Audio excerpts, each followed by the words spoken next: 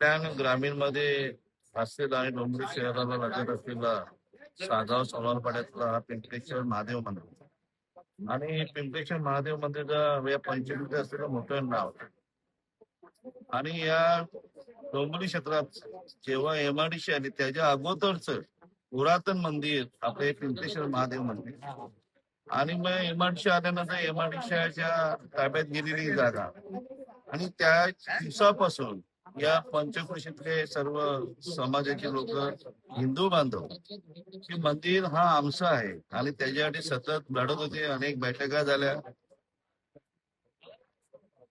राज्याच्या धर्तीवर अनेक बैठका झाल्या. या कल्याण लोकसभेचे लाडके खासदार सन्मानित श्रीकांतजी शिंदे साहेब, आधीचे माजी राज्यमंत्री सन्मानित रवींद्रजी चव्हाण साहेब, ज्येष्ठ नेते जगन्नाथ पाटील साहेब आणि इथले सर्व पदाधिकारी आणि ट्रस्टीचे सर्व ट्रस्टीगण वारंवार राज्य सरकारकडे मागणी करत होते की पिंपळेश्वर महादेव मंदिरची जागा आहे आणि ही आमचीच आहे. पण आंदोलनं झाली, उपोषणं झाली अनेक वेळा.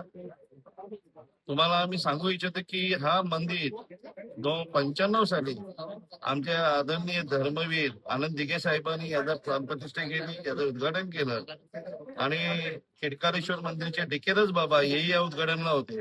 आणि हा असं पुरातन मंदिर आणि वारंवार खासदार श्रीकांत शिंदे साहेब, रवींद्रजी चव्हाण साहेब यांच्या माध्यमातून राज्य सरकारकडे बैठका झाल्या आणि त्या बैठकीला आज अतिशय गोडवा निर्माण झालेला आहे. काल मंत्रिमंडळाची बैठक झाली.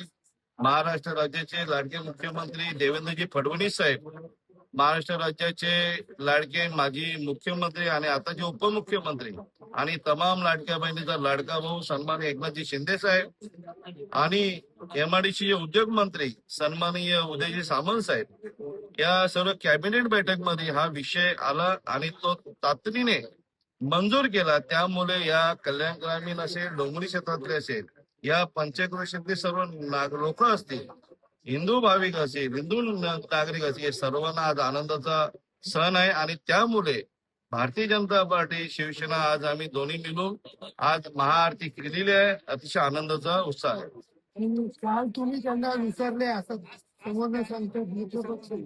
काल मंत्रिमंडळात निर्णय झाला. मी भारतीय जनता पार्टीचे जिल्हाध्यक्ष सन्माननीय नंदूजी परब साहेबांना कॉन्टॅक्ट केला होता. नंदूजी परब साहेब आणि त्याची संपूर्ण टीम अलिबागला प्रशिक्षणासाठी गेले होते. त्यामुळे भारतीय जनता पार्टीचा इथे एकही पदाधिकारी उपस्थित नव्हता.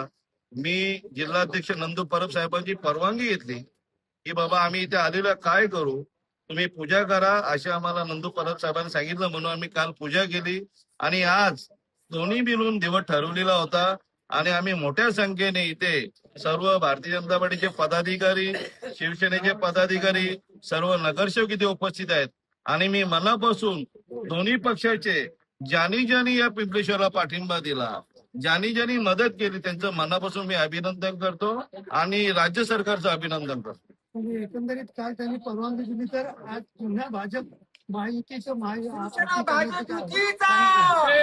कसं आहे, तुम्हीच काहीतरी तुमच्याच माध्यमातून आम्हाला असं करतो की ते त्यांनी परवानगी दिलेली महाआरती करायला, पण आज तुमची आरती झाल्यावर भाजप परत या ठिकाणी तुम्हाला घेऊन आम्ही दोघांनी एकत्र केले. मी असं म्हणतो, काल आम्ही एक महाआरती केली नाही, देवाची पूजा केली आणि आज महाआरती करण्याचं ठरलं गेलं. दोन्ही मिळून जिल्हाध्यक्ष नंदू परब आणि मी ठरवलं गेलं की आज आपण महाआरती करूया आणि त्यामुळे आम्ही एकत्र बसलो.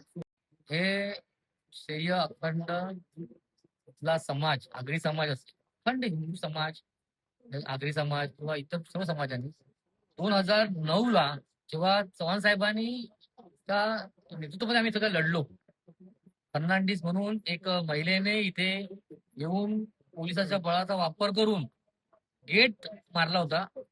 त्यापासून मला आठवतं की चव्हाण साहेबांनी ती खूप एकदम नेतृत्व एकदम प्रामुख्याने त्यांनी नेतृत्व घेऊन हा विषय घेऊन राहिला होता. त्यावेळी बऱ्याच घडामोडी झाल्या. आपल्याला काही माहिती असेल की पोलीस आणि त्या जे फडणवीस मॅडम होते तिनं अगदी दिल्लीवरनं सेटिंग लावली होती. पण इथले जो समाज आहे, अकल हिंदू समाज आणि चव्हाण साहेब नेतृत्व करत होते, त्यांच्या मार्फत जेव्हा आम्ही लढलो आणि आज त्या लढाईचं पूर्ण आम्हाला सर्वांना अखल हिंदू समाज म्हणजे शिवसेना नाही, भाजपा नाही, अखल हिंदू समाजाचा आज हा विजय झालेला आहे. यामध्ये समाजसेवेचं नाव यासाठी घ्यावं लागतं मला, की कारण या प्रत्येक लढ्यात ते वेळोवेळी उभे होते.